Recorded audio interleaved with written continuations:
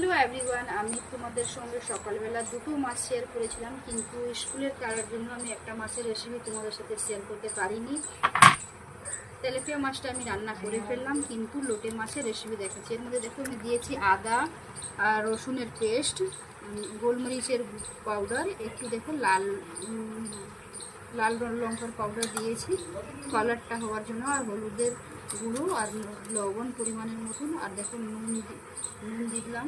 আর এই দেখো নিবুটা দিচ্ছি, নিবুটা দিলে এই লোটে মাছটা গলে না, ওই জন্য সবাই নিবু ইউজ করে।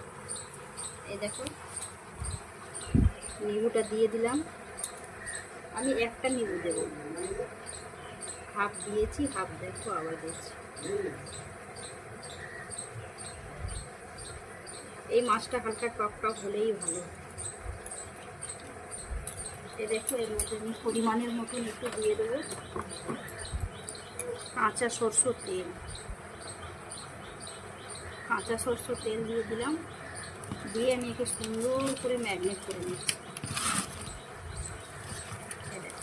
এরকম আমি মেখে একে আধ ঘন্টার মতন রেখে দেবো, রাখার পর তারপর পেঁয়াজ ফ্রাই করে এটাকে সুন্দর বসিয়ে দেবো। আর আমি আলাদা করে কোনো মশলা এর মধ্যে দেবো না, অনলি টমেটো দিয়ে ঢাকা মেরে দেবো। তোমরা লোটে মাছের রেসিপি কীভাবে করো আমাকে